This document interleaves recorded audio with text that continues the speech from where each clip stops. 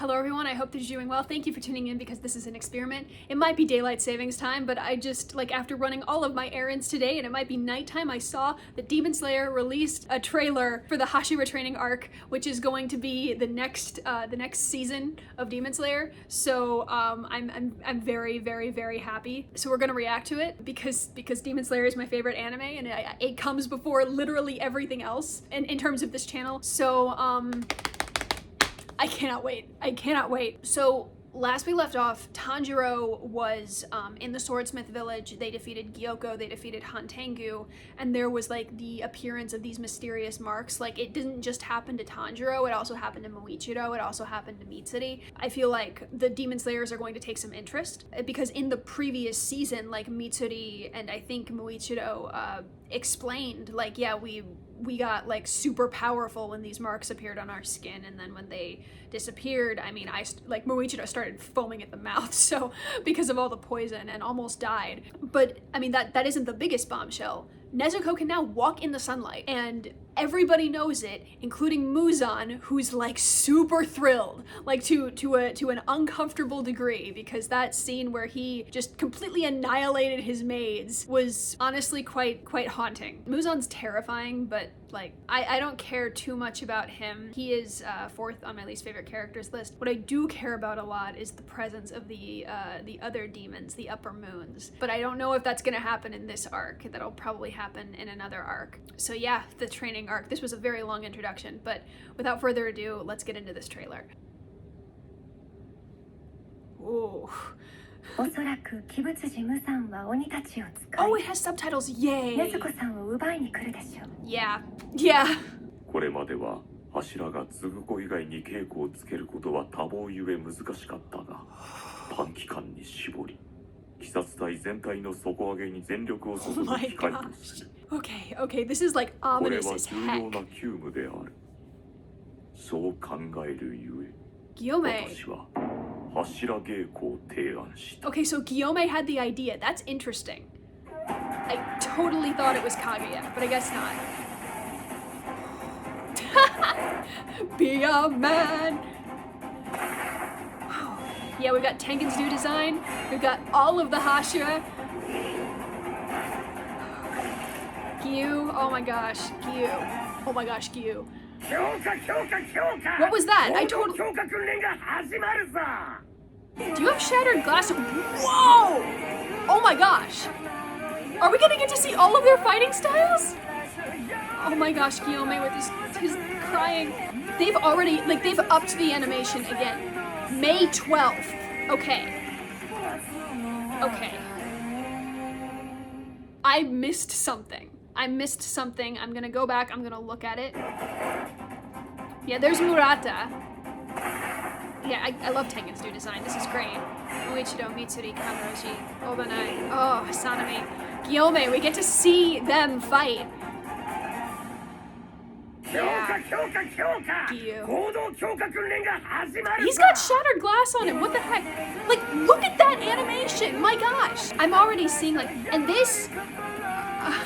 We might get into Guillaume's backstory. We're probably gonna get into Sanami's backstory. We're definitely getting into Gyu's backstory. This sounds like a lovely intro too. Okay, so here are some things I want to point out immediately that I noticed.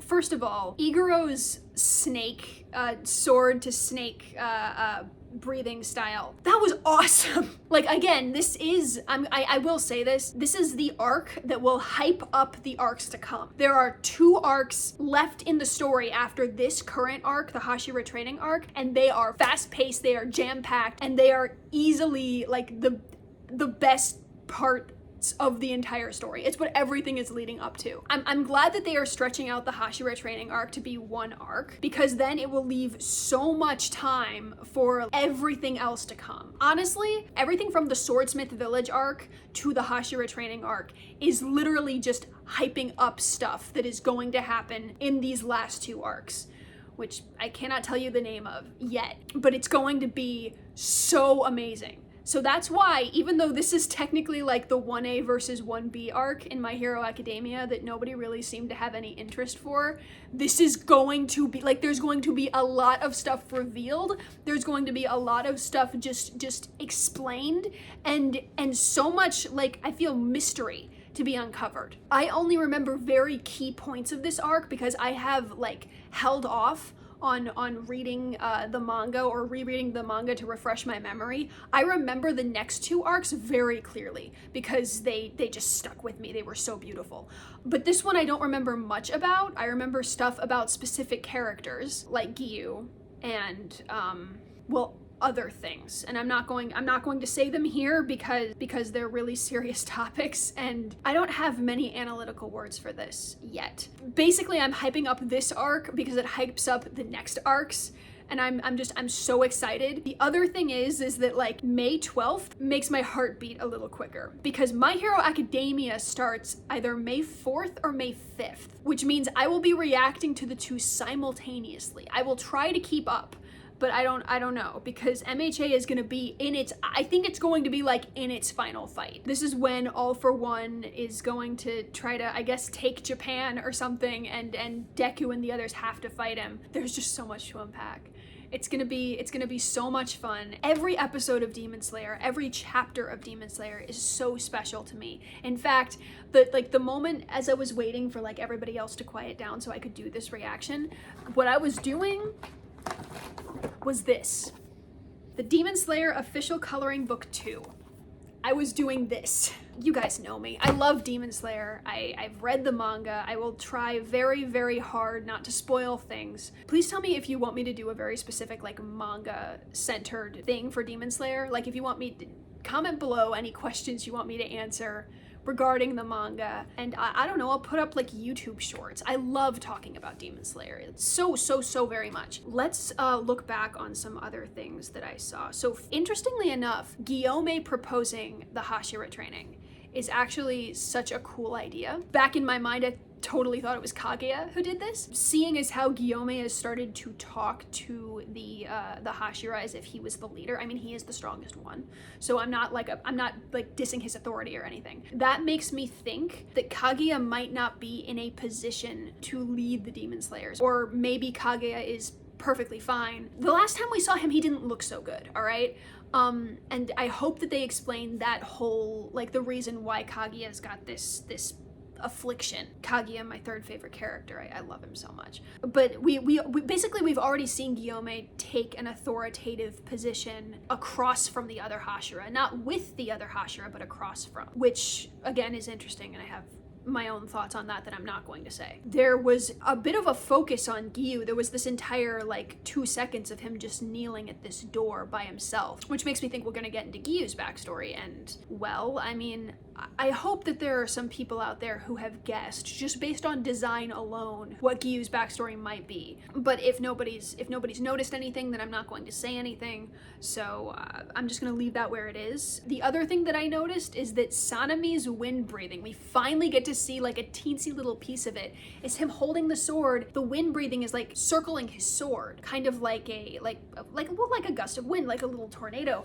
But to me, it looks like a pinwheel. And this is something that, again, it gets further explored in the other arcs. I feel like every Hashira has, like, a specific thing that represents a part of them. Specifically, this symbol or this item or this object symbolizes something in the Japanese culture and has a specific meaning to that Hashira. Like, Muichiro has the ginkgo leaves that symbolize longevity, infinite potential. Meanwhile, Sanami's object is a pinwheel, because I see a lot of pinwheels in just other Japanese anime and sometimes in Japanese art. In one of the more recent anime I saw, My Happy Marriage, there was an entire scene that took place in front of this wall of pinwheels. I mean, in Japanese culture, the pinwheels represent, like, reincarnation and the cycle of life, but but it also represents childhood innocence. I don't know, like childlike energy, childlike freedom, but specifically innocence, which I think is so interesting considering Sanemi's backstory. He had to kill his mom. Like any innocence that he had basically vanished, along with him having to literally murder his mother, which is so sad. I actually don't have enough information in my head currently to accurately explain why Sanemi has some sort of association with pinwheels. There's actually a video online that does this already. It's by a man named Meti, not the bad guy, and it's called The Beauty of Sanemi Shinazugawa. There's a lot of manga spoilers in it, so watch at your own risk, but he explains basically everything about Sanemi. It's a very, very good video. The graphics are amazing. Just go look at it. But as of right now, I think that's basically it. So be sure to like, comment, and subscribe. You don't have to, but I am trying to make this a source of income for me, so it'd be super, super cool if you did. Comment below, tell me your theories, tell me your analyses, please, please. I always want to interact with the Demon Slayer fans because we love such a sophisticated and heartfelt form of fiction that is Demon Slayer.